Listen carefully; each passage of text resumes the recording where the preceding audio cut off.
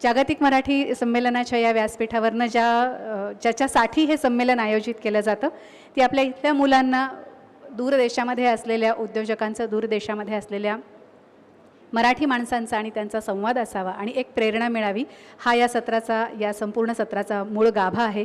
हे सत्र जे इथे घेणार आहेत त्या दोघांना आणि या सत्रामध्ये सहभागी सर्व वक्त्यांना मी व्यासपीठावरती निमंत्रित करते.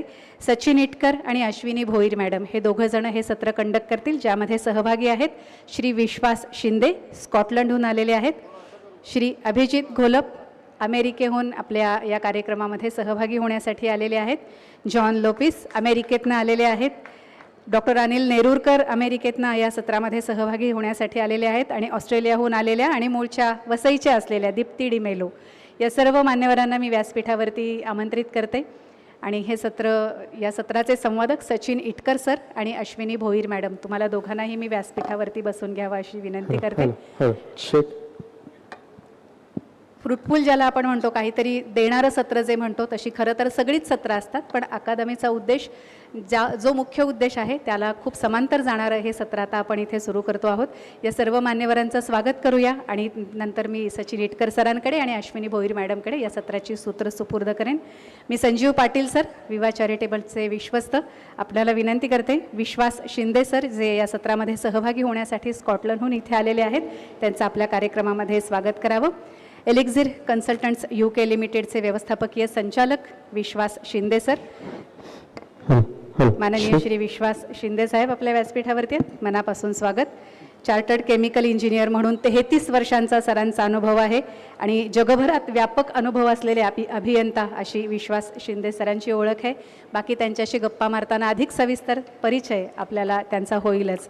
यानंतर मी राजीव पाटील सर, तुम्हाला विनंती करते अभिजित घोलप सरांचं स्वागत आपल्या व्यासपीठावरती करावं. अभिजित घोलप सर आज आपल्या व्यासपीठावरती आहेत. संजय पिंगोळकर, आपण हे स्वागत करावं अभिजित घोलप सरांचं. डिजिटल हेल्थ केअर आणि वैद्यकीय उपकरण उद्योगात 20 वर्षांचा अनुभव असलेल्या अभिजित सरांच्या नावावरती 21 पेटंट्स आहेत आणि 9 स्टार्टअप आहेत सरांचे. मीडिया आणि मनोरंजन क्षेत्रातही सरांनी काम केले. दिविशा फिल्म्स ही त्यांची निर्मिती संस्था असलेली चित्रपट निर्मिती संस्था. देऊळ चित्रपटाला अनेक पुरस्कार मिळालेले आहेत. भारतीय हा त्यांचा दुसरा चित्रपट, त्यालाही अनेक पुरस्कार मिळालेले आहेत. आणि पहिला मराठी चित्रपट महोत्सव नॉर्थ अमेरिकन फिल्म असोसिएशनमध्ये जो झाला त्याचे ते संस्थापक आहेत Abhijit Gholap sir. John Lopes sir आपल्या व्यासपीठावरती आहेत. मी श्रीनिवास पाध्ये, तुम्हाला विनंती करते संयोजन समितीच्या वतीने हे स्वागत, जॉन सरांचं स्वागत आपण करावं. मायक्रोबायोलॉजीमध्ये डॉक्टरेट आहे जॉन सरांची आणि न्यूयॉर्क युनिव्हर्सिटीमध्ये सहयोगी संशोधन शास्त्रज्ञ म्हणून त्यांचा मोठा अनुभव आहे. American society for microbiology, institute of food technology, Canadian society of microbiology, society for industrial मायक्रोबायोलॉजीचे ते सन्माननीय सदस्य आहेत. अनेक नवीन शोधांची अनेक पेटंट्स जॉन सरांच्या नावावरती आहेत आणि आज आपल्या सत्रामध्ये ते समुद्रापलीकडे असलेली ही माणसं ज्यांनी स्वतःची नाममुद्रा त्यांच्या विषयामध्ये उमटवलेली आहे, त्यांचं इथे स्वागत. दीप्ती डिमेलो,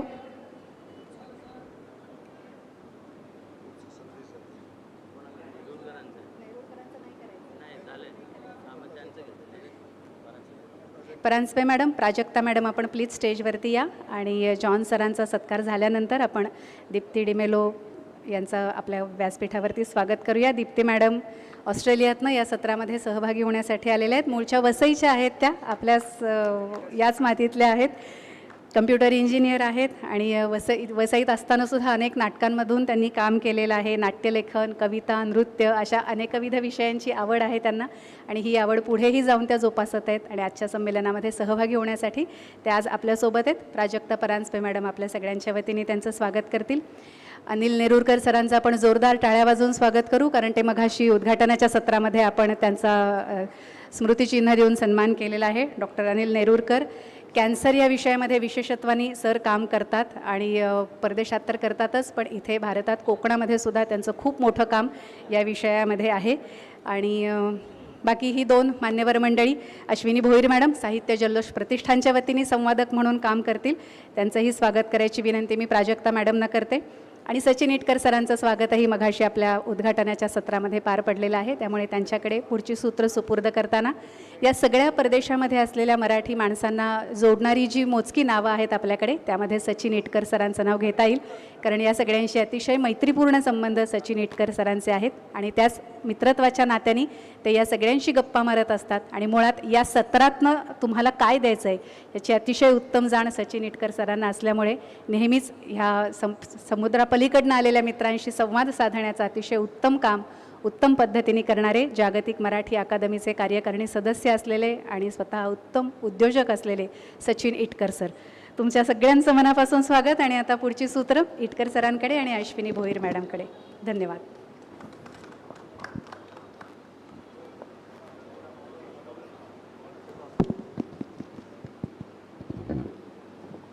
नमस्कार. जे तरुण विद्यार्थी थोडं मागं बसलेले आहेत, माझी तुम्हाला विनंती आहे थोडं पुढे येऊन बसा, कारण हा जो अनौपचारिक गप्पांचा जो कार्यक्रम आहे, हे जे सत्र आहे समुद्रापलीकडे, हे तुमच्यासाठी जास्त महत्त्वाचं आहे. कारण आज मान्यवर पाहुणे जे आज या ठिकाणी उपस्थित झालेले आहेत, त्यांच्या गप्पांमधून निश्चित तुम्हाला त्यांचं कार्याची आम्ही माहिती करून देणार आहोत आणि ते सुद्धा तुमच्यासाठी काही चांगल्या गोष्टी या ठिकाणी सांगणार आहेत. परंतु जागतिक मराठी अकादमीच्या दरवर्षीच्या संमेलनामध्ये समुद्रापलीकडे या ज्या लोकांनी अतिशय सामान्य परिस्थितीतून येऊन चांगलं शिक्षण घेऊन परदेशामध्ये जाऊन स्वतःचा नवीन मार्ग, स्वतःची नवीन दिशा ज्या लोकांनी ती दिशा हुडकली, त्या दिशेने त्यांनी मार्गक्रमण केलं आणि आयुष्यामध्ये यश मिळवलं, अशा कर्तृत्ववान व्यक्तींशी आपण या सत्रामध्ये संवाद साधत असतो. मला अतिशय आनंद आहे आज या ठिकाणी 5 मान्यवर आज या ठिकाणी उपस्थित आहेत या सत्रासाठी. आणि यांच्या सगळ्यांचा जीवन प्रवास जर आपण पाहिला तर त्याच्यामध्ये त्यांनी त्यांच्या आयुष्यामध्ये एक वेगळी वाट चोखाळलेली आहे. रॉबर्ट फ्रोस्ट या प्रसिद्ध इंग्रजी कवीची एक कविता आहे, two roads diverge in a wood, two roads diverge in a wood, I took the one less travelled by and that has made all the difference in my life. म्हणजे आपल्या प्रत्येकाच्या आयुष्यामध्ये 2 रस्ते असतात. एक रस्ता हा राजमार्ग असतो, त्या मार्गाने सगळे लोक मार्गक्रमण करत असतात. परंतु दुसरा एक रस्ता असतो जो खाचखळग्यांचा असतो, जो आडवळणाचा असतो. तिथं जाणं थोडं रिस्की असतं, कारण आपण त्या डेस्टिनेशनला पोहोचू का नाही हे आपलं माहीत नसतं. राजमार्गाने माहीत असतं की बरेच लोक त्या मार्गाने गेलेले आहेत, तर आपलाही मार्ग अनेक लोक हा तो मार्ग स्वीकारतात. परंतु या व्यासपीठावर उपस्थित असलेले असे काही मान्यवर असतात जे दुसरा मार्ग, खाचखळग्यांचा मार्ग घेतात आणि आयुष्यामध्ये यश मिळवतात. आणि असे 5 मान्यवर आज या ठिकाणी उपस्थित आहेत. मित्रांनो, ख्यालातों के बदलने से भी निकलता है नया दिन, ख्यालातों के बदलने से भी निकलता है नया दिन, सिर्फ सूरज के निकलने से ही सवेरा नहीं होता. कायम आपण ही गोष्ट लक्षात ठेवली पाहिजे की आपल्याला आपले विचार ज्यावेळेस आपण बदलू, आपला दृष्टिकोन ज्यावेळेस आयुष्याकडे बघण्याचा आपण बदलू, त्यावेळेस निश्चित आपल्याला यश मिळतं. आणि म्हणून आज ह्या मान्यवरांशी संवाद साधत असताना त्यांचं बॅकग्राऊंड जर तुम्ही पाहिलं तर ते आपल्यासारखंच आहे. म्हणजे वसई विरार या भागामध्ये आता तुम्ही सर्व विद्यार्थी जे शिकत आहात, अशाच कुठल्या ना कुठल्या तरी ग्रामीण भागाची किंवा थोडीशी सेमी अर्बन भागाची पार्श्वभूमी असलेले हे मान्यवर त्यांच्या आयुष्यामध्ये एक वेगळा रस्ता निवडतात आणि त्या रस्त्याने मार्गक्रमण करत. बऱ्याचदा असं असतं की आपल्या मनामध्ये एक मेंटल ब्लॉक असतो की मी शिकल्यानंतर मी नोकरी कुठे करणार. आपलं असं वाटतं की आपल्या घरापासून एक 5-10 किलोमीटरमध्ये आपल्याला नोकरी मिळावी. नंतर थोडंसं जास्त स्वप्न बघितलं असं वाटतं की चला मुंबईमध्ये आपल्याला नोकरी मिळावी. असं वाटतं की महाराष्ट्राच्या बाहेर नको जायला, किंवा फार फार तर चला दुसऱ्या एखाद्या राज्यामध्ये नोकरी करू. परंतु फार कमी लोक असे असतात की जे परदेशात जातात, तिथल्या नवीन संस्कृतीशी, नवीन तिथल्या व्यवस्थेशी जुळवून घेतात, त्या संस्कृतीमध्ये स्वतःला सामावून घेतात, पण स्वतःचं वेगळेपण जपून यश मिळवतात. आणि म्हणून मला अतिशय आनंद आहे आज या ठिकाणी उपस्थित असलेले विश्वास शिंदे सर हे स्कॉटलंडला असतात. तेही त्यांची पार्श्वभूमी ही कोल्हापूर जिल्ह्यातल्या पन्हाळा तालुक्यातल्या एका खेडेगावातून ते आलेले आहेत आणि कमालीचा संघर्ष करून स्कॉटलंडला पोहोचलेले आहेत आणि तिथं आता स्वतःचा एक व्यवसाय इलिक्सर या कंपनीच्या मार्फत ते इंजिनिअरिंग सर्व्हिसेस आणि इंजिनिअरिंग प्रोजेक्ट कन्सल्टन्सीमध्ये काम करतात. अनेक लोकांना त्यांनी घडवलेलं आहे आणि आज एक स्वतःच्या कामातून एक नवीन आदर्श त्यांनी निर्माण केलेला आहे. अभि घोलप हे मुंबईकर आहेत, पण गेली 20 वर्ष अमेरिकेत राहतात. अमेरिकेमध्ये कॅलिफोर्निया, सिलिकॉन व्हॅली, म्हणजे ही प्रत्येक जो कॉम्प्युटर इंजिनिअरिंग शिकतो किंवा जो इंजिनिअरिंग करतो त्याच्यासाठी एक ड्रीम असतं की आपण सिलिकॉन व्हॅलीमध्ये जाऊन काम केलं पाहिजे. पण यांनी फक्त तिथं जाऊन कामच नाही केलं, तर स्वतःचा व्यवसाय निर्माण केला. त्यांनी अनेक स्टार्टअप्स निर्माण केले. त्यातली एक स्टार्टअप कंपनी ही $100 मिलियन, म्हणजे जवळपास त्याचा आजच्या बाजार मूल्य आपण बघितलं तर 900 कोटी रुपये. त्या 900 कोटी रुपयाला त्यांनी त्यांचा स्टार्टअप कंपनी विकली. त्यातून बाकी नवीन कंपन्या निर्माण केल्या. आणि सगळ्यात महत्त्वाचं म्हणजे IIT मुंबई येथून त्यांनी त्यांचं ग्रॅज्युएशन केलेलं आहे. आणि स्टॅनफोर्ड युनिव्हर्सिटी, जी जगातल्या पहिल्या 10 विद्यापीठांमधलं विद्यापीठ म्हणून स्टॅनफोर्ड हे गणलं जातं, त्याच्यामधून त्यांनी उच्च शिक्षण घेतलं. आणि सगळ्यात महत्त्वाचं म्हणजे माणूस किती डायनॅमिक असू शकतो, तर ते टेक्नॉलॉजीमध्ये काम करतात. त्या टेक्नॉलॉजीमध्ये अनेक स्टार्टअप्स, अनेक कंपन्या त्यांनी हे केल्या. पण फिल्म लाईनमध्ये मराठी चित्रपटांची निर्मितीसुद्धा त्यांनी केली. देऊळ नावाच्या चित्रपटाला राष्ट्रीय पारितोषिक मिळालं आहे त्यांनी निर्माण केलेल्या. तर असा अतिशय मल्टी डायमेन्शनल असलेले अभि घोलप आज या व्यासपीठावर उपस्थित आहेत. वसईचेच असलेले आणि अमेरिकेमध्ये संशोधक म्हणून जवळपास गेली 50 वर्ष काम करत आहेत ते जॉन लोपेज. हे डिसइन्फेक्शन आणि स्टरलायझेशन टेक्नॉलॉजीमध्ये त्यांनी खूप संशोधन केले आणि त्याची 10 पेटंट्स ही त्यांनी मिळवलेली आहेत. ते आज या व्यासपीठावर उपस्थित आहेत. आमचे जागतिक मराठी अकादमीचे कार्यकारिणी सदस्य आणि आमचे मार्गदर्शक डॉक्टर अनिल नेरुरकर हे सुद्धा 50 वर्षापूर्वी अमेरिकेमध्ये मायग्रेट झाले आणि वैद्यकीय व्यवसायामध्ये त्यांनी अमेरिकेमध्ये खूप मोठं काम केलं. परंतु महाराष्ट्रामध्ये येऊन काहीतरी काम केलं पाहिजे म्हणून त्यांनी सिंधुदुर्ग जिल्ह्यामध्ये टोबॅको फ्री मुवमेंट आणि तरुणांमध्ये व्यसनमुक्तीचं काम जवळपास 2 लाख तरुणांना त्यांनी काउन्सिलिंग त्या फाउंडेशनच्या मार्फत त्यांनी केलेलं आहे. दीप्ती डिमेलो ह्यासुद्धा वसई परिसरामध्ये त्यांनी शिक्षण घेतलं आहे. कॉम्प्युटर इंजिनिअरिंग केल्यानंतर त्या ऑस्ट्रेलियामध्ये आर्टिफिशियल इंटेलिजन्स आणि कम्प्युटर प्रोग्रामिंग या क्षेत्रामध्ये आता गेली जवळपास 12 ते 13 वर्ष ह्या ऑस्ट्रेलियामध्ये काम करतात. या सगळ्यांचा जीवनप्रवास हा अतिशय विलक्षण आहे आणि म्हणून मी फार वेळ न घेता आपण डायरेक्टली त्यांच्याकडे जाऊया. आणि मी सुरुवात खरं तर घोलप सरांपासून करेल.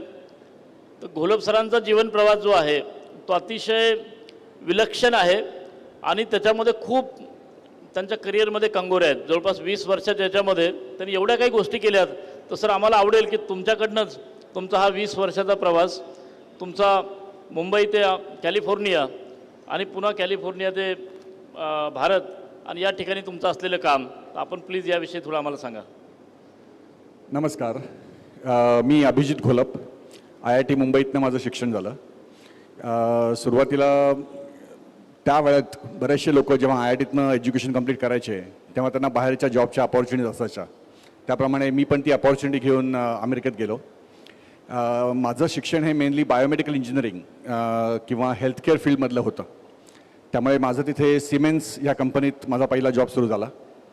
आणि तो करताना 2002मध्ये मला माझी स्वतःची एक कल्पना होती की ज्याच्याने मला माझी स्वतःची कंपनी चालू करायची होती. पण त्यावेळेला कसं असतं की मिडल क्लास मराठी बॅकग्राऊंडमधून आल्यानंतर आपल्याला थोडी पैशाचं पाठबळ नसतं आणि कुठल्या तरी परदेशामध्ये आपली स्वतःची कंपनी चालू करायचं म्हटल्यानंतर सगळ्यांनाच टेन्शन जास्त येतं. घरच्यांना येतंच, पण आपल्या स्वतःला पण एक प्रेशर असतं. पण ते प्रेशर झुगारून देऊन ती कंपनी चालू करायचा प्रयत्न केला. ती कंपनी 8 वर्ष चालवली. त्या कंपनीमध्ये जवळपास 12 पॅटंट्स आम्ही डेव्हलप केली, इन्व्हेंट केली. आणि रोश डायग्नॉस्टिक्स ह्या कंपनीने ती कंपनी $100 मिलियन विकत घेतली.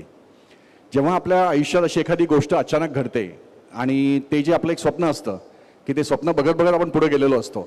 आता ते स्वप्न खरं होईल नाही होईल, ते स्वप्न खरं झालं नाही तर त्याच्यातनं येणारे जे काही इश्यूज असतात, जे काही चॅलेंजेस असतात, त्याच्यानी वाटणारी भीती खूप मोठी असते. पण जेव्हा आपण हे सगळं झुगारून देतो आणि त्यावेळेला काहीतरी पुढे करायचा प्रयत्न करतो आणि जेव्हा ती गोष्ट आपल्या फेवरमध्ये होते त्याच्यानंतर जो येणारा कॉन्फिडन्स असतो, त्या कॉन्फिडन्सच्या जोरावरती मग दुसरी कंपनी चालू झाली आणि ती कंपनी परत एका मोठ्या कंपनीने 2015मध्ये विकत घेतली. आता अशा 2 कंपनीज विकत घेतल्यानंतर आता आपण स्वतः कंपनी चालू करण्यापेक्षा आपणच दुसऱ्या कंपन्यांमध्ये इन्व्हेस्ट करू शकतो, म्हणून मी माझी एक व्हेंचर कॅपिटल फर्म चालू केली. कॅलिफोर्नियामध्ये गेले 8 वर्ष मी माझी व्हेंचर कॅपिटल फर्म चालवतो आहे. आणि हे टेक्नॉलॉजी आणि सायन्स ह्या गोष्टी चालत असतानाच जेव्हा माझी पहिली कंपनी ॲक्वायर झाली त्यावेळेला मी इंडियात काही वर्ष होतो आणि त्यावेळेला काही चित्रपट लेखकांनी आणि दिग्दर्शकांनी मला त्यांच्या चित्रपटाची स्टोरी सांगण्यास सुरुवात केली. कारण कसं असतं की एखाद्या माणसानी जर एखादी कंपनी विकली किंवा काहीतरी त्याला कुठल्या तरी वडिलोपार्जित संपत्ती मिळाली तर नॉर्मली दिग्दर्शक लेखक तुम्हाला अप्रोच करतात, कारण त्यांना फायनान्सर पाहिजे असतो, निर्माता पाहिजे असतो. पण हे माझ्याकडे आल्यानंतर मी त्यांना ते सांगत होतो की मला देऊळ मी करूच शकणार नाही, कारण की मला या फिल्म इंडस्ट्रीला काही माहिती नाही आहे. पण एक पॉईंट मला त्यातला जाणवला की ते म्हणले की आम्हाला देऊळ करायची खूप इच्छा आहे, पण देऊळला निर्मिती करायला कोणी तयार नाही आहे.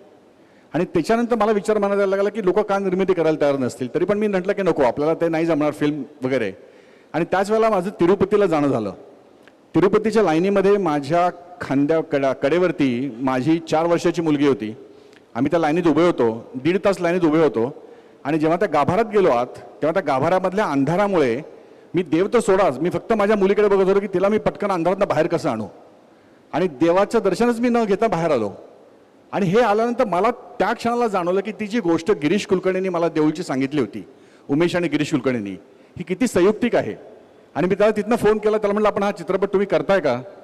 तर तो म्हटला नाही, तुमच्यासाठीच थांबलो होतो. आणि मग आम्ही त्या चित्रपटाला सुरुवात केली.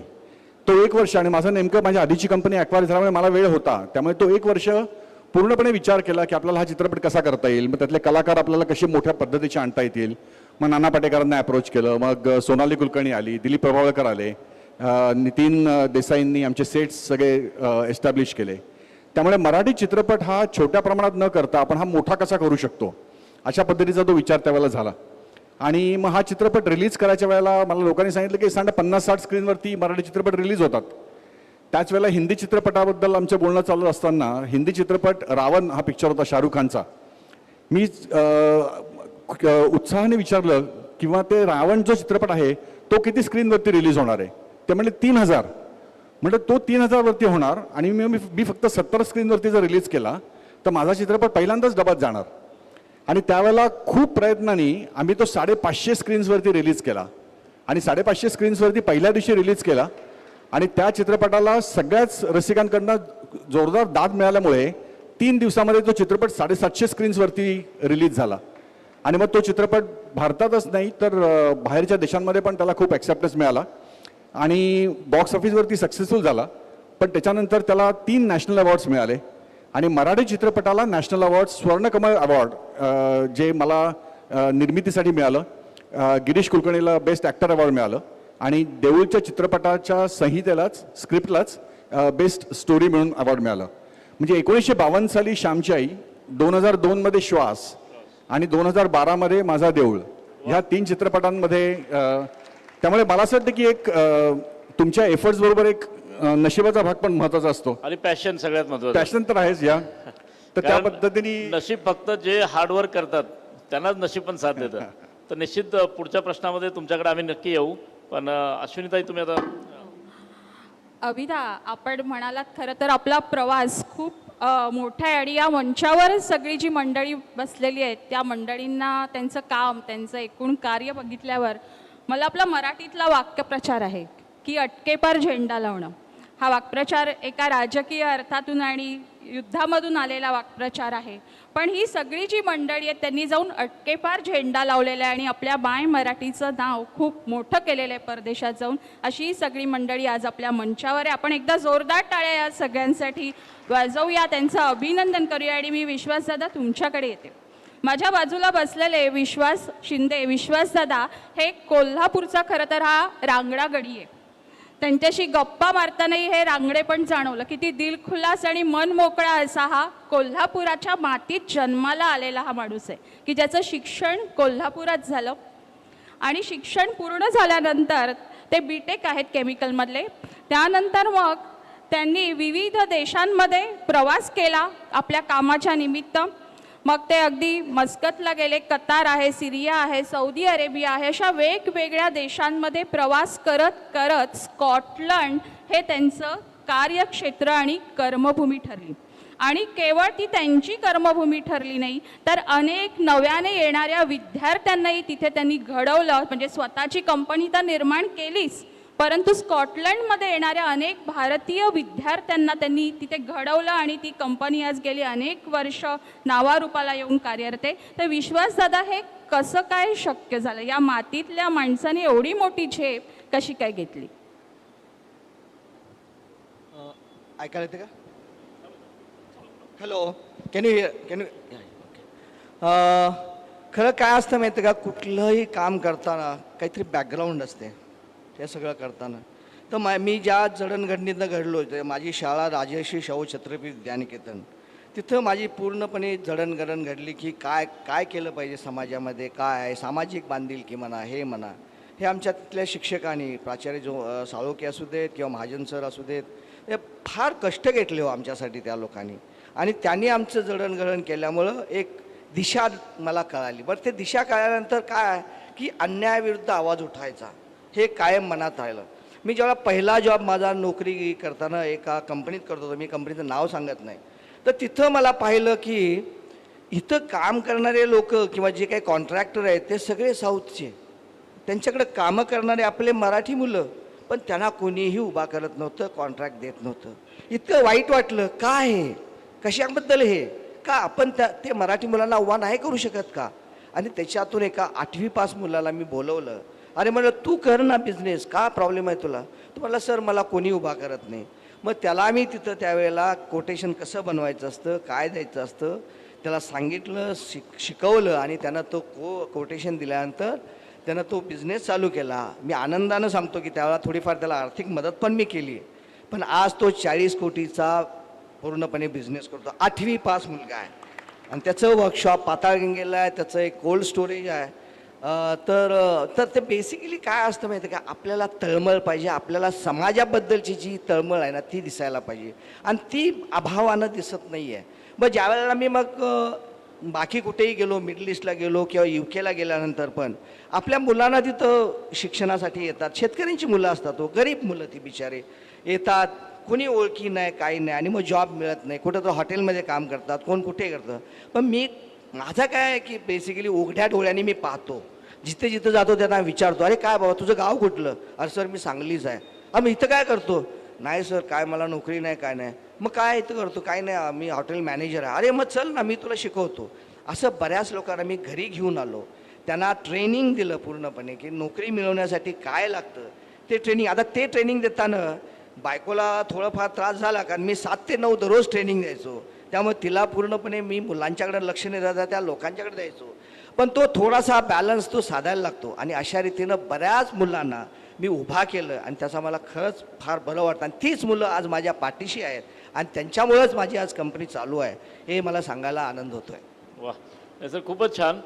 खरं तर परदेशामध्ये गेल्यानंतर बऱ्याचदा थोडासा विपरीत अनुभव येत असतो, कारण लोक थोडेसे फटकून वागतात. नवीन लोकांना शक्यतो तिथं कोणी फार जवळ करत नाही. पण तुमचा आदर्श हा खरंच सगळ्यांनी घेण्यासारखा आहे, कारण तुम्ही ज्या पद्धतीने अनेक तरुणांना मदत केली UKमध्ये, स्कॉटलंडमध्ये असेल किंवा तुम्ही मिडल ईस्टमध्ये असताना, तर त्यातून खूप चांगले नवीन मुलं ही त्या देशांमध्ये त्यांच्या म्हणजे त्यांनी नवीन करिअर्स त्यांना शोधण्यासाठी मदत झाली. काय असतं माहिती आहे का, मुलांच्याकडं खरंच आपले मराठी मुलं फार कष्टाळू असतात. मी पाहिलेलं आहे. आपण बऱ्याचदा म्हणतो की नाही मराठी मुलं जरा हे आहेत, नाही, त्यांना योग्य गायडन्स मिळत नाही, योग्य मार्गदर्शन मिळत नाही. त्यांना जर योग्य मार्गदर्शन मिळालं ना, ते खरंच अत्युच्च ह्याला जातात. माझ्याकडे बरेच मुलं असे होते की जे डिपार्टमेंटमध्ये मागं पडले होते, पण मी त्यांच्याकडे पाहिलं, नाही आहे, त्याच्याकडे पोटेन्शियल आहे. त्या मुलांना मी थोडंसं ट्रेनिंग देऊन हे करून वरती काढलं. आज ते छान करतात काम. अरे वा, नाही, खूप खूप खूप धन्यवाद. तुमच्यामुळं निश्चित आम्हाला पण काहीतरी नवीन प्रेरणा मिळेल, काहीतरी असं तुमच्यासारखं काम करण्याची. आणि मी बऱ्याचदा इथं इंडियात आल्यानंतर काही म्हणजे आता शिवाजी युनिव्हर्सिटीमध्ये मी 4 दिवसाचं वर्कशॉप घेतो, फ्री वर्कशॉप घेतो. मुलांनी वरती मोठं व्हावं. माझं एक तत्व आहे आयुष्यामध्ये, माझ्याबरोबर माझे जर 1 लाख मराठी बांधव जर मोठे झाले तर मी मोठा झालो, नाही तर मी एकटाच मोठा होऊन काय फायदा नाही हो साहेब. बरोबर. समाज मोठा व्हायचा असेल तर आपल्याबरोबरच्या सगळ्यांना मोठं करा, आणि ते जर मोठे झाले तर मी मोठा होईल. ही जर भावना प्रत्येकानं जर ठेवली तर आपला समाज नक्कीच वरती येईल. पण दुर्दैवानं ती नाही असं मला वाटतं, काही जणांच्याकडेच आहे. नाही, थँक्यू सर. आपल्यासोबत जॉन लोपेस सर या ठिकाणी उपस्थित आहेत. ते वसईचेच आहेत आणि मुंबई विद्यापीठामधून सायन्सची पदवी घेतल्यानंतर ते कॅनडाला गेले. कॅनडामध्ये उच्च शिक्षण घेतल्यानंतर पुन्हा अमेरिकेमध्ये गेले, न्यूयॉर्क विद्यापीठामध्ये आणि बाकी काही विद्यापीठांमध्ये अमेरिकेमध्ये त्यांनी अध्यापनाचं काम केलं आहे आणि अध्यापनासोबतच संशोधनाचं सुद्धा काम केलं आहे आणि त्यांच्या नावावर सुद्धा 10 पेटंट्स आहेत. तर तो सुद्धा प्रवास त्यांचा आपल्याला जाणून घ्यायला खूप आवडेल, कारण यांनी नंतर भारतात येऊन हाफकिनसारख्या जे आपल्या महाराष्ट्र सरकारची एक संशोधन आणि औषध बनवणारी कंपनी आहे हाफकिन्स, तर तिथंसुद्धा इथे येऊन काम केलं. पुन्हा अमेरिकेत जाऊन आता त्यांनी एक नवीन डिसइन्फेक्टंट शोधून काढलं आहे की ज्यासाठी अमेरिकेतल्या रिसर्च ऑर्गनायझेशन्सनी त्यांना it is a first chemical free disinfectant, आणि जे या क्षेत्रामध्ये काम करतात त्यांना निश्चित कळेल की अशा प्रकारचं संशोधन करणं ही किती अवघड असतं. तर सर, हा तुमच्याकडनं आम्हाला जाणून घ्यायला आवडेल की हा जो तुमचा संशोधन आणि तुमचं अमेरिकेतलं वास्तव्य, त्याबद्दल आम्हाला थोडं तुम्ही सांगा. सचिनदा, तुम्ही म्हणजे आमच्याकडे वसईत ख्रिस्ती बांधव आम्ही मोठ्यांना पाय म्हणतो. जॉन पाय हे आमचे ख्रिस्ती जॉन पाय जे आहेत, मला एक विशेष आवर्जून सांगावंसं वाटतं की बहुतांश ख्रिस्ती समाजातील बरीचशी मंडळी परदेशात आहेत, पण 1973 साली ख्रिस्ती समाजातनं गेलेले हे पहिली व्यक्ती आहे की जी अमेरिकेमध्ये गेली आणि तिकडे आपला ठसा, मराठीपणाचा ठसा उमटवला. मी म्हणेन, जरी ख्रिस्ती असले आपण म्हणत असलो तरी मराठीपणाचा ठसा उमटवला, कारण त्यांचं पूर्ण शिक्षण हे मराठी माध्यमातून झालेले आणि खूप छान मराठी ते मराठी बोलतात. आमच्याशी बोलतात, खूप छान चांगलं गप्पा मराठी. मारतात. तर जॉन पाय, प्लीज आपण बोलावं.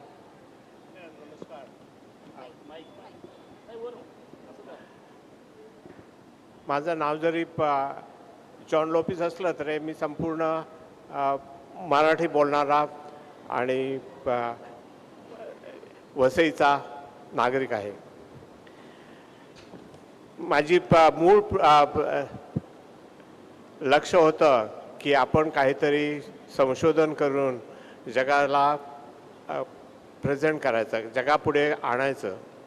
आणि त्यात म्हणजे मी निरनिराळ्या कंपनीत काम केलं आणि त्याच्यात मला असं आढळून आलं की साध्या साध्या गोष्टीवर पुष्कळ मोठ्या मोठ्या कंपनी पुष्कळ पैसा कमावतात आणि त्यांना लोकांची किंवा समाजाची किंवा एन्व्हायरमेंटची काहीच कल्पना किंवा कदर नव्हते.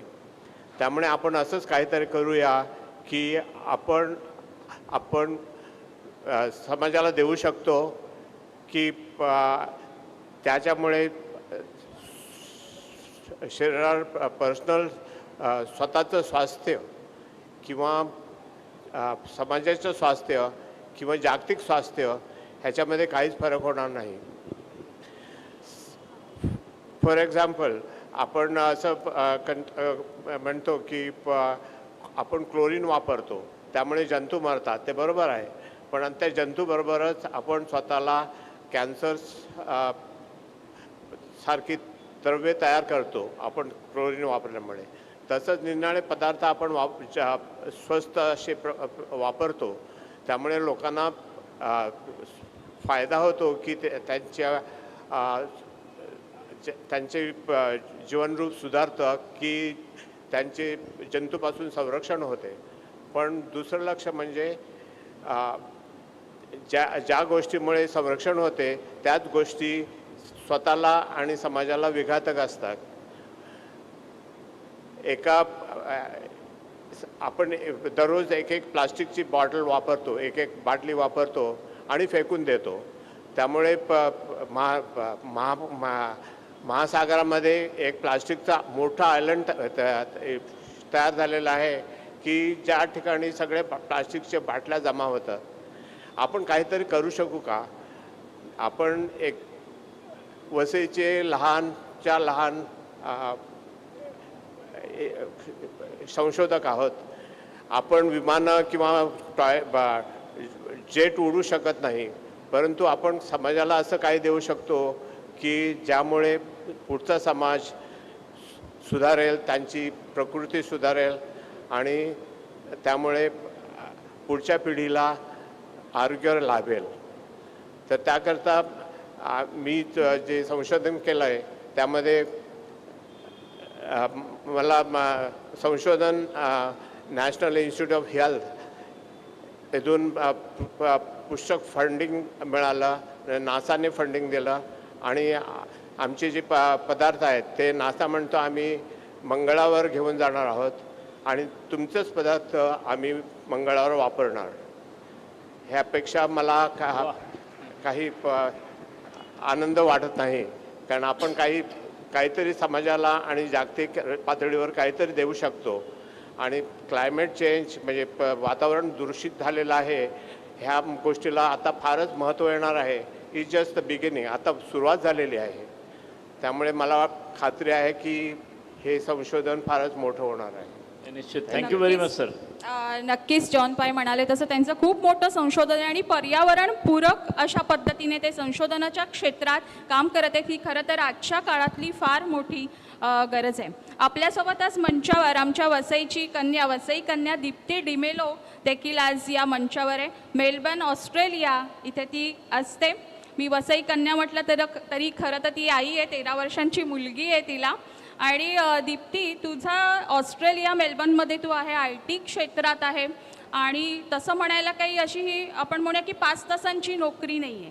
हा खरं तर तिथेही तुझा एक प्रकारचा वेगळा संघर्ष असेल, जसं इकडच्या आम्हा स्त्रियांना नोकरी आणि घर संसार हा सांभाळताना करावा लागतो, तसा तुझाही तिथलं काहीतरी नक्कीच संघर्ष असेल. तर ते सगळं तू कसं काय निभावून आज गेली अनेक वर्ष मेलबर्न ऑस्ट्रेलियामध्ये तू काम करतेस, कार्यरत आहेस, नक्कीच जाणून घ्यायला आवडेल आम्हाला. उपस्थित मान्यवर आणि श्रोतावर्ग नमस्कार. माझे नाव दीप्ती डिमेलो. माझे शिक्षण इंग्लिश मीडियममधून झाले, म्हणून जर मराठी बोलताना माझ्याकडून काही चुका झाले तर अगोदरच मी क्षमा मागते. व्यवसायाने मी कम्प्युटर इंजिनियर. 2008 साली मी व माझे यजमान भारतातून मेलबर्नमध्ये सेटल झालो. भारतीय संस्कृती तिथे जोपासण्यासाठी मेलबर्नमध्ये कमिटी आहे. ते खूप कार्यक्रम आयोजित करतात. त्या कार्यक्रमात माझे थोडे योगदान आहे. माझी मुलगी 13 वर्षाची आणि तीही आता सध्या श्रोतावर्गात उपस्थित आहे. असे चॅलेंजेस खूप आले आयुष्यात, पण माझ्या यजमानाच्या सहाय्याने ते सगळे शक्य झाले. आणि तिथेही आपली लोकं खूप आहेत, त्यामुळे असे जे मेळावे भरतात त्यांचा खूप फायदा होतो. त्या मेळावे जे आम्ही ऑस्ट्रेलियामध्ये आयोजित करतात त्याचा हेतू एकच असतो की आपली लोकं तिथे यावी आणि आपल्या संस्कृतीचा एक सुखद संवाद घ्यावा आणि जी आपली मुलं तिथे वाढत आहेत त्यांच्या मनात कुठेतरी आपल्या संस्कृतीबद्दल एक जाणीव आणि आवड निर्माण व्हावी. मी खास करून रिचर्ड नुनीस आणि शीला परेरा यांचा उल्लेख करेन, कारण काय त्यांच्या नेतृत्वात हे असे मेळावे तिथे होतात. आणि मी शेवट असं करेन की हे जे मेळावे आयोजित करतात त्यामुळे यंगस्टर्सला नक्कीच इन्स्पिरेशन मिळेल आणि आम्हाला एक आशा देईल की हे संस्कृतीचे बीज तुमच्या मनात जे पेरले जात आहे ते कधीतरी गोड फळात रूपांतर होईल. थँक्यू. धन्यवाद. मित्रांनो, या ठिकाणी अनिल नेरुरकर सर या ठिकाणी उपस्थित आहेत. ते आमच्या जागतिक मराठी अकादमीच्या कार्यकारिणीवर सुद्धा आहेत, पण एक अतिशय निष्णात असे डॉक्टर आहेत. त्यांनी KEM हॉस्पिटल मुंबई येथून त्यांचं मेडिकलचा पोस्ट ग्रॅज्युएशन MD मेडिसिन हे केल्यानंतर ते अमेरिकेत स्थायिक झाले आणि तिथंसुद्धा ते आणि त्यांच्या सुविद्य पत्नी मीनाताई या दोघांनीही मेडिकल प्रोफेशनमध्ये खूप मोठं काम अमेरिकेमध्ये प्रिन्स्टन न्यू जर्सी एरियामध्ये त्यांनी गेली 50 वर्ष ते त्या ठिकाणी वास्तव्याला आहेत. त्यासोबत अनेक सामाजिक उपक्रम या महाराष्ट्रामध्ये करतात. सर, थोडक्यात तुमचासुद्धा प्रवास आमच्या दृष्टीने अतिशय प्रेरणादायी आहे, तर थोडक्यात तुम्ही तुमच्या प्रवासाबद्दल आणि तुम्ही या ठिकाणी करत असलेल्या सामाजिक कामाबद्दल जरा थोडं सांगा. मला इकडे बोलवल्याबद्दल वसई, विरार, अर्नाळा अगदी जवळची स्थळं आहेत की लहानपणी आम्ही काही यायचे. गणेशपुरीचे कुंड, एवढं सुंदर परिसर आहे आणि ह्या सर्व आठवणी घेऊन हे उत्तर कोकणच आहे. खरं म्हणजे माझं सर्व MD नंतर मी परदेशात गेलो. मीना नेरुरकर माझी बायको आणि मी मिळून प्रॅक्टिस केली. त्याचबरोबर आम्ही BMM म्हणजे बृहन महाराष्ट्र मंडळ नावाची संस्था आहे. दर 2 वर्षांनी जवळजवळ 3,000 ते 4,000 मराठी लोक आम्ही जमतो. तिकडे आम्ही कार्यक्रम करतो. एक कार्यक्रम केला, त्याचं नाव होतं सुंदरा मनामध्ये भरली. लावणी नृत्य होतं आणि माधवराव गडकरी आणि रघुनाथ मंगेशकर यांनी बघितलं आणि त्यांनी आम्हाला इकडे बोलवलं आणि आम्ही त्याच्यानंतर त्याचे हाऊसफुल 150 शोज इकडे केले. So that was really wonderful. पण कलाकार कुठले अमेरिकेतलेच होते सगळे? बहुतेक अमेरिकेतलेच होते आणि it was very nice, it was very pleasurous. फार खूप मजा आली.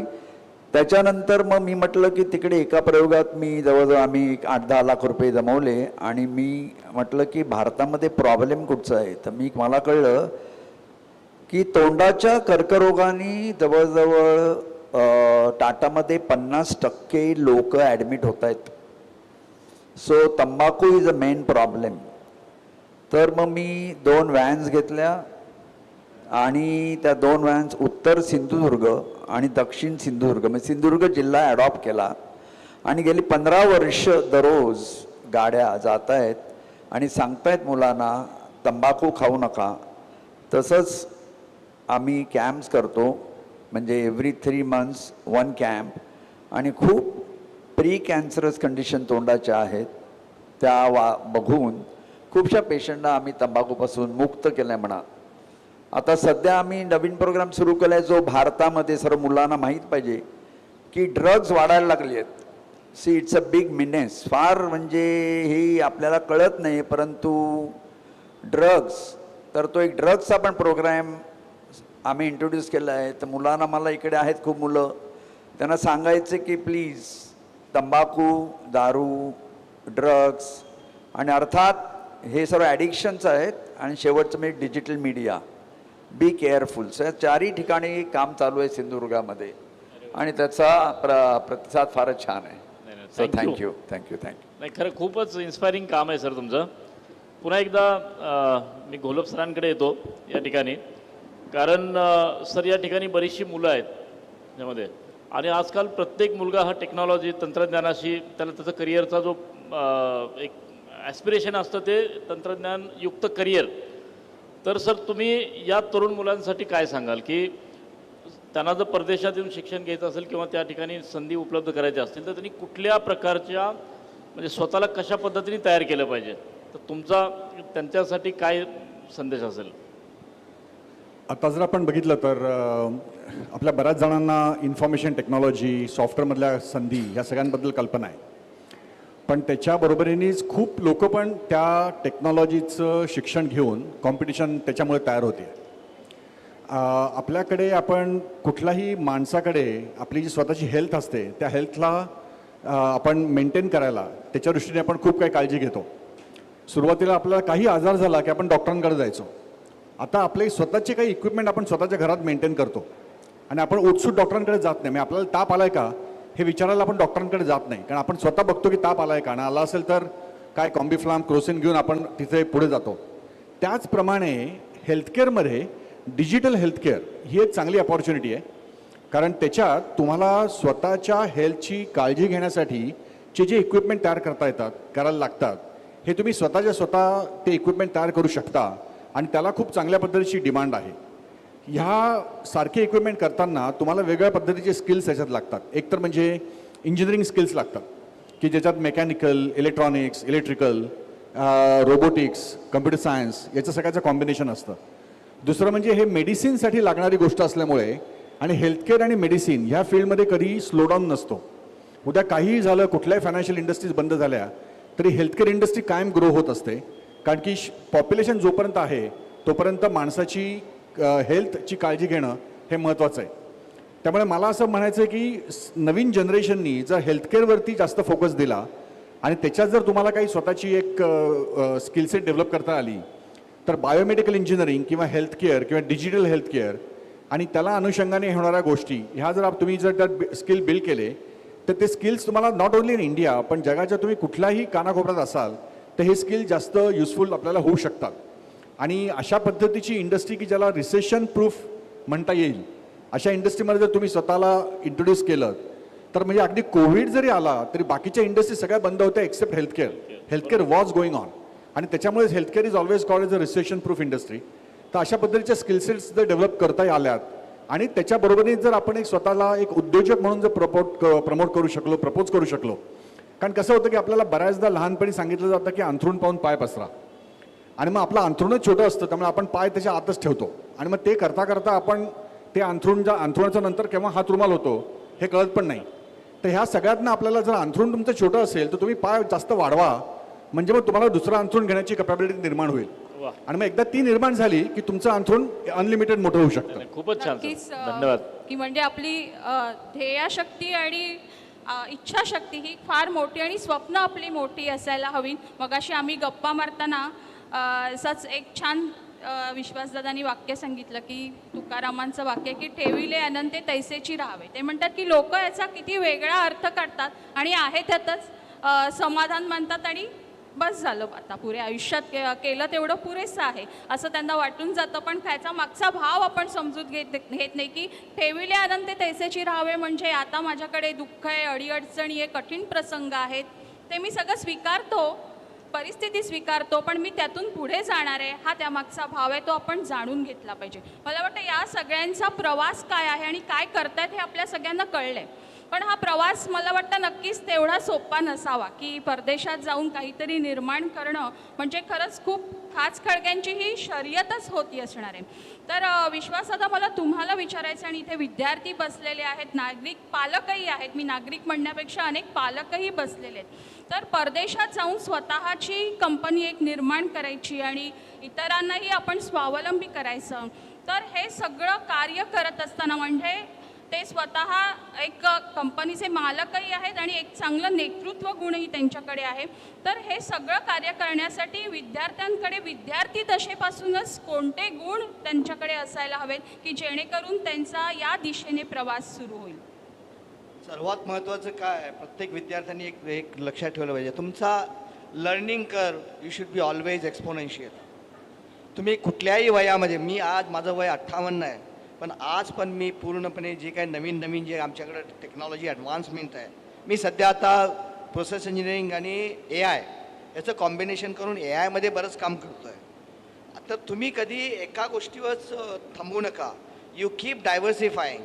तुम्ही जर, आणि दुसरं काय आहे माहिती आहे का, प्रत्येकानं जर यशस्वी व्हायचं असेल, दुसऱ्यांचं ऐका, लिसनिंग कॅपॅबिलिटी ठेवा. मुलांचं बऱ्याचदा काय होतं की आपण दुसऱ्यांचं ऐकत नाही, आणि लिसनिंग कॅपॅबिलिटी ठेवली तर तुम्ही काय करता, ज्ञान काय म्हणतो तुम्ही ॲब्झॉर्ब करायची कॅपॅबिलिटी ठेवा, आणि तुम्ही सतत शिकत राहा. सतत जर शिकत राहिलं तर नवीन गोष्टीचं तुम्ही काय करता, अध्ययन करता, आणि त्याच्यातून तुम्हाला कायम जी बिझनेसमध्ये जी कंटिन्युटी पाहिजे, सस्टेनेबिलिटी पाहिजे ती राहते. अदरवाईज तुम्ही बाकी जर एक्झाम्पल घेतलं की तुम्ही त्याच बिझनेसमध्ये असाल तर तुम्ही फेल होऊ शकता, may be because of so many other reasons. आता आम्ही काम करताना आम्ही नुसतंच ऑइल अँड गॅसमध्ये काम करत नाही, आम्ही पेट्रोकेमिकलमध्ये, आम्ही आता CO2 कार्बन कॅप्चर नावाचं जे लेटेस्ट टेक्नॉलॉजी आहे त्याच्यामध्ये आम्ही घेतलेलं आहे. म्हणजे माझं नाव एवढंच आहे की ॲडनॉकनं एका मोठ्या जर्मन कंपनीला सांगितलं, विश्वास शिंदे असतील तर तुला प्रोजेक्ट देणार तुम्हाला. तर हे नाव होण्यासाठी तुम्ही प्रयत्न केला पाहिजे, तुमचं युनिक सेलिंग पॉईंट पाहिजे. तसंच बऱ्याच कंपनीमध्ये असं, आता एक चायना पेट्रोलियम अँड इंजिनिअरिंग म्हणून आहे, त्यांना गॅस प्लॅन्टमध्ये काहीतरी करायचं होतं, त्यांनी तेही सांगितलं. लुक ऑईल नावाची एक रशियन कंपनी आहे, त्यांनी सांगितलं अरे विश्वास शिंदे जर तिथं येत असेल तर आम्ही तुम्हाला प्रोजेक्ट देतो. हे तुमचं नाव होण्यासाठी तुम्हाला फार कष्ट घ्यावे लागतात, सतत अपडेट राहायला लागतं. सतत अपडेट राहायला तर हे सगळं शक्य आहे. पण सर तुम्ही तुमचं नाव प्रूव्ह करून दाखवलं. हां, विश्वास, ते त्या नावाला त्यांनी परदेशात, फक्त भारतात नाही तर परदेशात ब्रँड बनवलं. तर सर खरं तुमचं खूप खूप अभिनंदन. आता मला परवा एक जॉब आला एका कंपनीचा, तर त्यांनी शोधून माझा नंबर काढला आणि फोन केला, अरे विश्वास वेअर आर यू? तर म्हटलं मी अनाबर दिन, अरे हा जॉब आहे तू कर ना बाबा. आणि तोही गोरा माणूस, आपल्यापैकी नाही. म्हणजे तुम्हाला एक सांगतो की UK किंवा कुणी, तुम्ही काम चांगलं केलं, इट इज रिअली बेसिकली ॲक्नॉलेज्ड, आणि तुम्हाला त्याचं पूर्णपणे मिळतो, त्याचं जे काय श्रेय सगळं मिळतं तुम्हाला. धन्यवाद sir.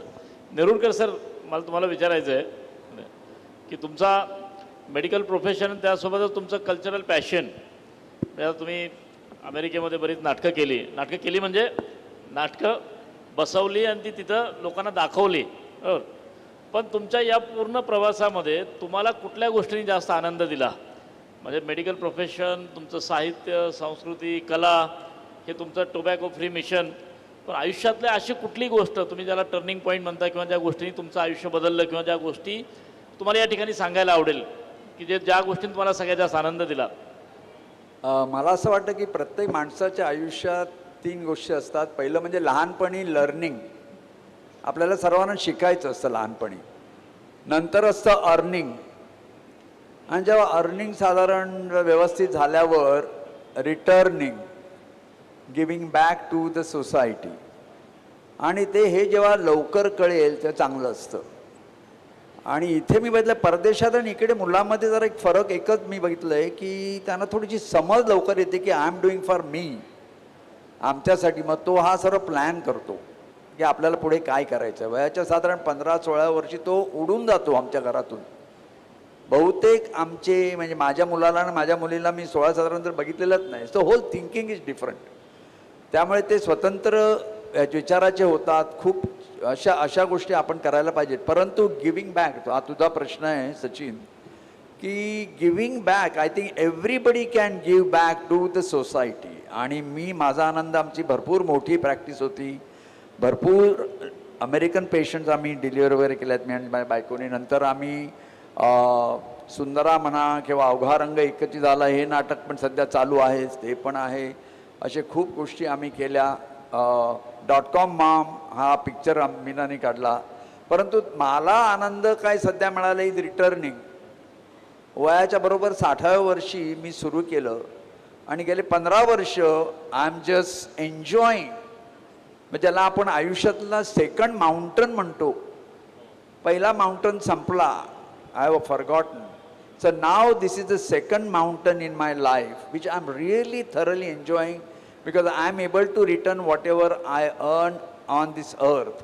And I am really, हे जे पॅशन का हा जो आनंद आहे ना, तो म्हणजे I don't think I can buy with my money. म्हणजे पैशाने हे विकत घेता येणार नाही आणि याला पैसे पण लागत नाही. थँक्यू. अगदी की पॅशन हे आपल्याकडे हवं. आणि त्याही पलीकडे जाऊन सांगेन की जेव्हा या जगात काही वेडी माणसं असतात ना, की ज्यांना काहीतरी करण्याचं वेळ असतं, तीच माणसं नक्कीच जगात काहीतरी करून दाखवतात. त्यामुळे मला वाटतं आपण अगदी शाळेत असल्यापासून आणि महाविद्यालयात गेल्यावरही कसलं ना कसलं तरी वेळ आपण जपलं पाहिजे. म्हणजे चांगल्या अर्थाने कसलं ना कसलं तरी वेळ आपण जपलं पाहिजे, कारण तीच तुमच्या मोठं होण्याची ती पाऊलखुण असणार आहे. आपल्यासोबत जॉन पाय आहेत. मी म्हणेन की व्हेरी यंगेस्ट बॉय आमच्या प्लॅटफॉर्मवरचा. आज त्यांचं वय 86 एज आहे. अनेक उन्हाळे पावसाळे त्यांनी पाहिलेले आहेत आणि हा सगळा प्रवास ते करत आहेत आणि अनुभवातून आलेलं शहाणपण आहे. त्यामुळे मी जॉन पाय आपल्याला म्हणेन की आम्हाला तुम्ही नक्कीच 4 शिकवणीच्या गोष्टी सांगा की आपण एकूण व्यावहारिक जगात वावरत असताना, कोणताही बिझनेस असेल, आपली नोकरी असेल, हे सगळं करत असताना नेमकं आपण समाजात कसं वागावं, कसं आपलं काम करावं, याबद्दल नक्कीच आपलं बोलणं मार्गदर्शनपर ठरेल. आज ज्ञानाचा एवढा प्रसार झालेला आहे की आपण कोणतीही पुस्तकं किंवा कोणतेही वाचन आपल्या कम्प्युटरवर किंवा हँडसेटवर करू शकतो.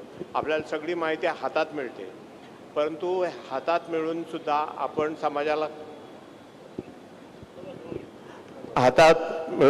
आपण समाजाला देऊ शकतो का काही?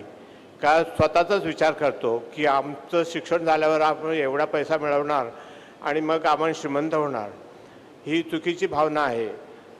आपण समाजाला ऋणी आहोत आणि आपलं समाज शिक्षण म्हणजे फक्त पैसे मिळवण्यासाठी नाही, आपला समाज सुधारण्यासाठी आहे. त्याकरता आपण करू शकतो का? लहान लहान गोष्टीसुद्धा आपण समजा वातावरणाचे आपण दूषित सांगतो की त्यामुळे हवा गरम होते, आम्हाला त्रास होतो, शाळा बंद पडतात. पण आपल्या स्वतःचा आपलं पार्ट, आपल्या स्वतःची पार्टिसिपेशन आपण देऊ शकलो तर आपण समाज सुधारू शकतो. तर छोट्या छोट्या गोष्टीमध्ये आपण आपलं मदत करू शकू समाजाला आणि स्वतःला सुद्धा. अगदी खरं की आपण समाजाचं देणं हे लागतोच. समाजाकडून आपण घेत असतो तेव्हाच आपण या समाजामध्ये ठामपणे उभं राहत असतो आणि हे देणं आपण लागतो आणि याचं भान आपण आयुष्याच्या या वाटेवर नेहमीच ठेवलं पाहिजे.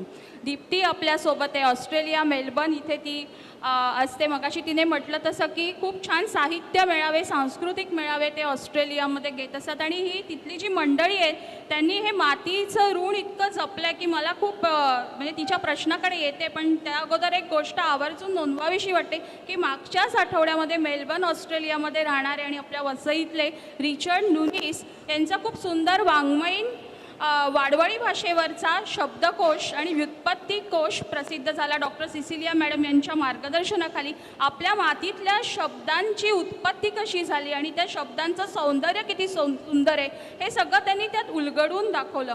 म्हणजे माणसं जरी परदेशात गेली तरी मातीशी असणारं जे त्यांचं नातं आहे आणि जी नाळ आहे ती अजूनही जोडलेली. आणि दीप्ती मला वाटतं की त्यापैकी एकच आहे की ऑस्ट्रेलियात राहत असताना ती तिचं कामही करते आणि त्यासोबत या सगळ्या सांस्कृतिक कार्यक्रमांमध्ये सुद्धा सहभागी होत असते. ती उत्तम कवयित्री आहे. छानपैकी ती एकांकिका, नाटकं हे सगळं लेखनही करत असते. म्हणजे एकीकडे तिचं सर्जनशीलताही तितकी जागृत आहे आणि एकीकडे ती तिची नोकरी करते आणि तिसरीकडे ती तिचा संसारही सांभाळते. अशा तिन्ही आघाड्यांवर असणारी अशी ही आपली दीप्ती आहे. तर दीप्ती, सगळ्यात तू मुलींना विशेषतः काय सांगशील की ज्यांना असं वाटतं की आपण करिअर करावं आणि एक परदेशाचं आकर्षणही मुलांच्या मनात असतं की आपण छान परदेशात जाऊन नोकरी करावी, सेटल व्हावं, तर विशेषतः मुलींना काय सांगशील? कारण परदेशात जायचा हा अट्टास मला एक सांगायचं का तिचा होता, तिच्या नवऱ्याचं नाही, हा अट्टास तिचा होता की मला परदेशात जायचं आहे, चांगली नोकरी मिळवायची आहे, चांगलं सेटल व्हायचं आहे. तर तू सगळ्या मुलींना काय सांगशील? सर्वप्रथम म्हणजे सेल्फ केअर. तर स्वप्न बघा, व्हॅलिडेशनसाठी वाट बघू नका. स्वप्न बघा आणि ते स्वप्न पूर्ण करण्यासाठी धडपड करा. मी जेव्हा 12वी झाली तेव्हा मला जे मार्क मिळाले त्या मार्कामध्ये मला रत्नागिरीला अगोदर ॲडमिशन मिळणार होती. तर माझी आई खूप घाबरली आणि ती बोलली, तू एकटी जाऊन रत्नागिरीला कशी काय राहशील? आणि मी बोलली, मला BE व्हायचं आहे, मला तितकंच माहिती आहे, मी रत्नागिरीला जाईन, मी BE करेन. नशिबाने मला वसईत ॲडमिशन मिळाले आणि वसईतून माझं शिक्षण झालं. त्यानंतर जेव्हा मी IT वर्ल्डमध्ये काम करायला लागली त्यावेळेला बाहेरचे आकर्षण होतंच, पण मला वाट बघत राहायची नव्हती की मला प्रोजेक्ट मिळेल मग मी तिथे जाईन. म्हणून मी दुसरे कुठले पर्याय आहेत विदेशी जायला ते पाहू लागली. आणि माझे यजमान अगोदरच ऑस्ट्रेलियाबद्दल थोडा अभ्यास करत होते, तर मी त्यांना हट्ट धरला की आपण आपला PR करू आणि ऑस्ट्रेलियाला जाऊ. मी एकुलती एक मुलगी असल्यामुळे आईवडिलांना जरा भीती होती कसं काय सगळं करेल, आणि मला ना जेवण करता येत होतं, काहीही येत नव्हतं, खूप लाडवलेली मुलगी होती. पण हळूहळू जिद्द असेल तर आपण सर्व शिकतो. चॅलेंजेस एक्सेप्ट करा, शिकत राहा, वाचत राहा आणि आपली जी हॉबीज आहे ते जोपासत राहा. मला लिहिण्याची आवड आहे, मला वाचनाची, इंग्लिश वाचनाची आवड आहे. साहित्य लायकीचे मी असं काही लिहित नाही, पण छोटी कविता लिहित असते आणि ती इंस्टाग्राम पोस्टवर माझ्या सुखासाठी मी ते पब्लिश करत असते. So don't look for validation, work for your on dreams, work hard, work consistently and follow your dreams. And latest my learning I would like to give you is meditation. It helps you a lot. मी खूप late सुरू केले meditation मी असं म्हणेन, पण आता जर तुमचं वय आहे आणि या वयात तुम्ही हे जे स्पिरिच्युअल लर्निंग्स तुमच्या शिक्षणात टाकले तर नक्कीच तुम्हाला जो यश मिळणार आहे that will be 10 times more. So thank you. एक कॉमन प्रश्न सगळ्यांसाठी विचारणार आहे, कारण आपल्या सेशनची शेवटची काही 10 मिनटं राहिली आहेत. तर आपल्या सगळ्यांना एक प्रश्न मला विचारायचा, कारण जागतिक मराठी अकादमीच्या मंचावरून भारताचा प्रवास आता विकसनशील राष्ट्राकडून विकसित राष्ट्राकडे होतो आहे. आपल्या स्वातंत्र्याला 75 वर्ष पूर्ण झाली आहेत आणि आपण सर्वजण विकसित राष्ट्रामध्ये राहतात गेली अनेक वर्ष. आणि त्या राष्ट्रांचं सुद्धा त्यांनी स्वतःच्या काहीतरी चांगल्या गोष्टी त्यांनी अशा डेव्हलप केल्या ज्यामुळे ती राष्ट्र त्या विकसित राष्ट्र फार लवकर झाली. भारत आता त्या टप्प्यावर आलेला आहे.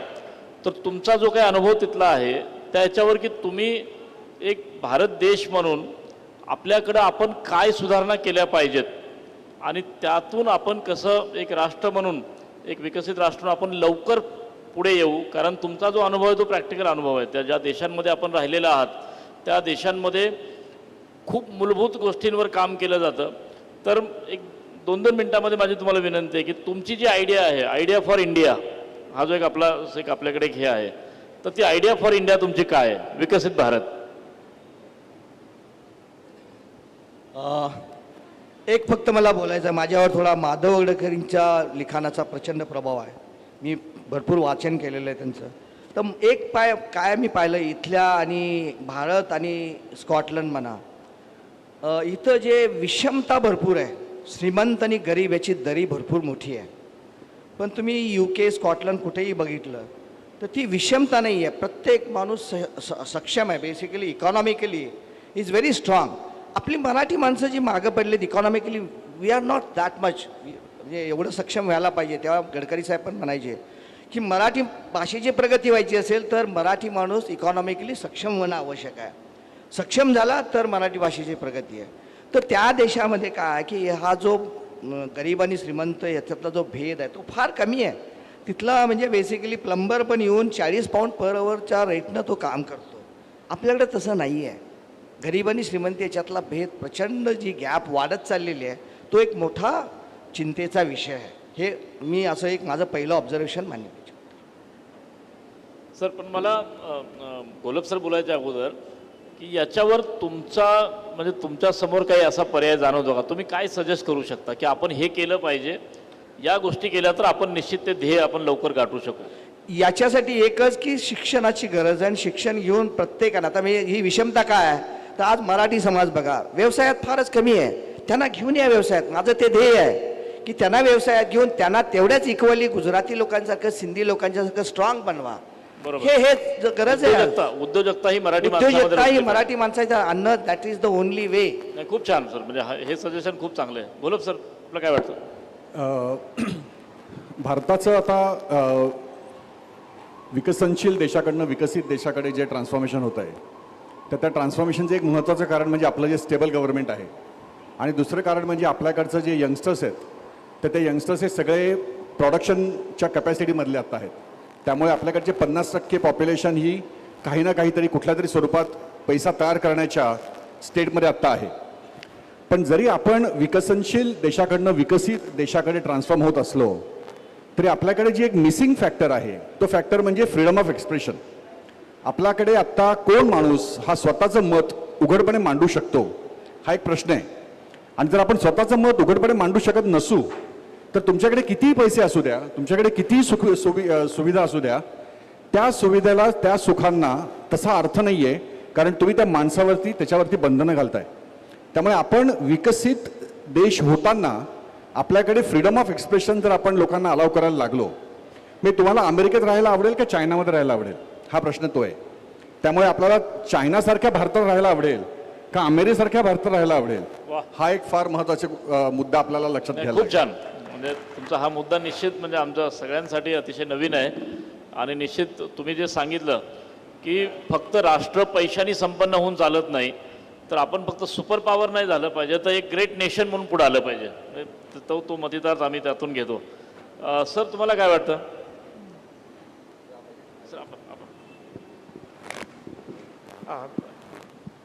प्रामुख्याने आपल्याला जाणवते की आपल्या समाजामध्ये शिक्षण भरपूर आहे पण शिस्त नाही.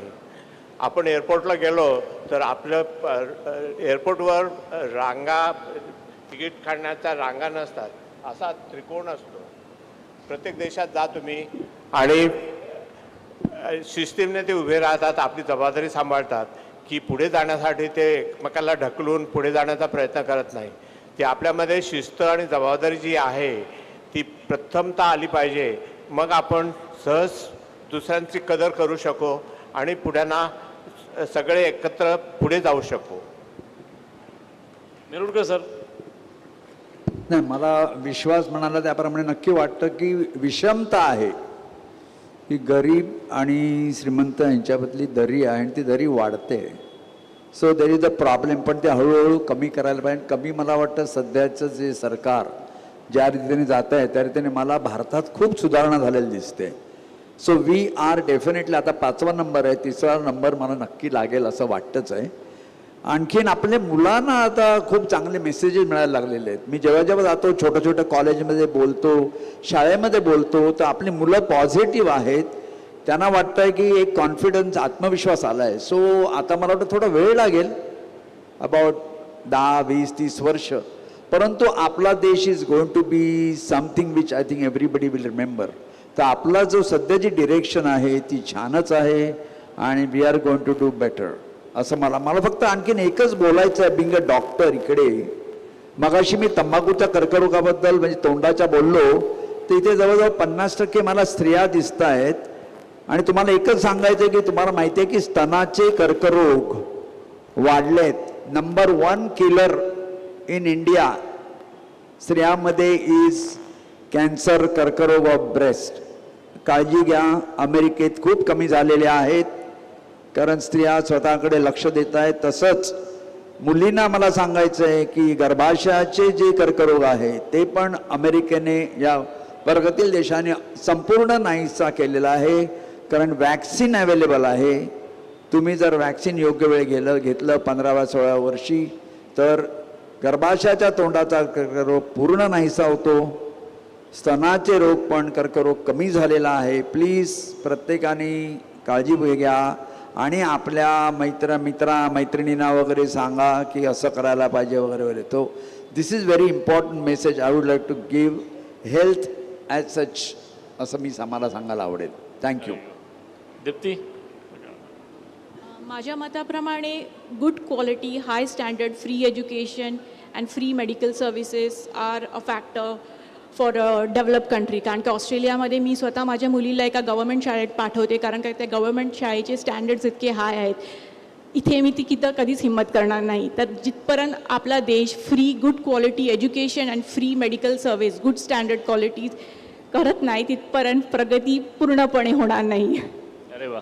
आता आपण या समारोपाच्या हा अतिशय चांगल्या सत्राचा समारोप आता मी अश्विनीताईंना सांगतो या ठिकाणी करायला.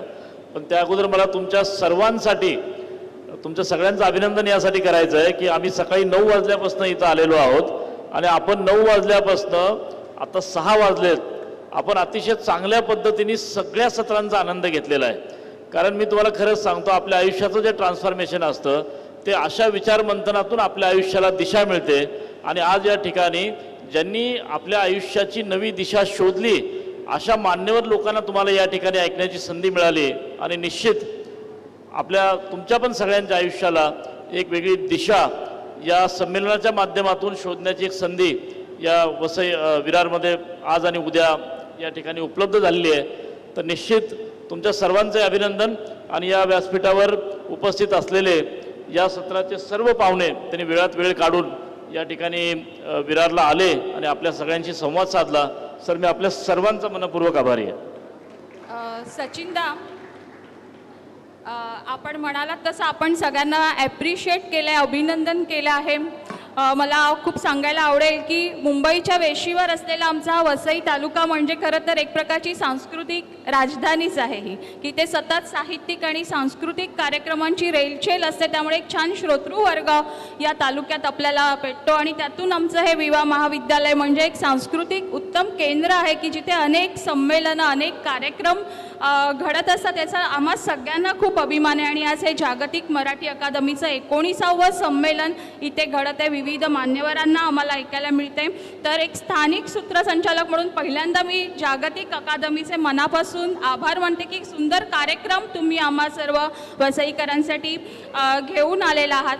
आता आज ही सगळी मंडळी आलेली आहेत आपल्या व्यासपीठावर. विविध देशांमध्ये, परदेशामध्ये कार्यरत असणारी पण आपल्या देशाशी ज्यांची नाळ कायम जुळलेली आहे तशी सगळी मंडळी म्हणजे मला खरं तर पारिजातकाची झाडं वाटतात. बघा, आमच्याकडे वसईत अंगणात पारिजातकाचं झाड घरासमोर लावलं जातं. त्या फुलांचा सडा जसा आमच्या अंगणात पडतो तसाच तो शेजारच्याच्या अंगणातही पडत असतो. आणि आमचं घर जसं सुगंधित करतो तसं शेजारच्याचंही घर सुगंधित करतो.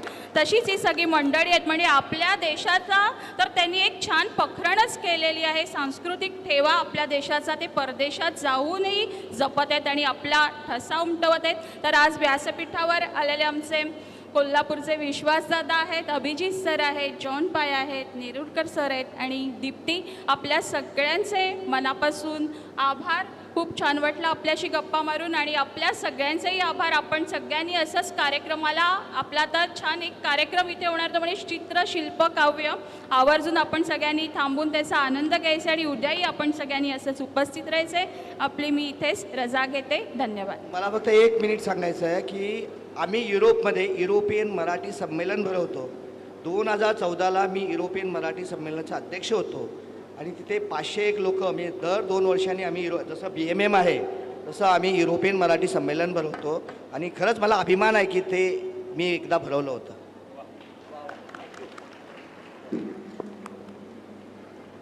Thank you so much.